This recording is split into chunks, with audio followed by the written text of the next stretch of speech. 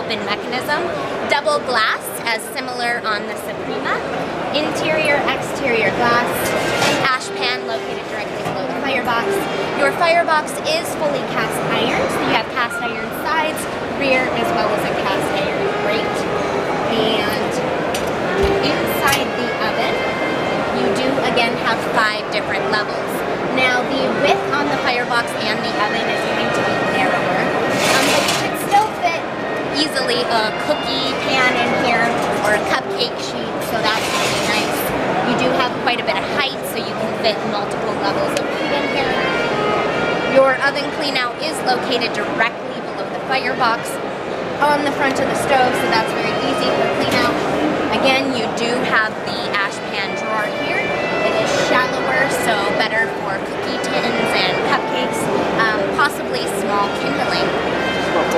So again, this is shown in the black. So right now, we are actually only importing the Suprema, the America, or the Mammy and the America, in the black and the Tortura color. So this is the Tortura, this is the black. As you can see, this is a flat finish. It is not enamel, so it is porous. Again, if you spill anything on the surface, it is very important that you clean it up immediately. So, this is Sarah.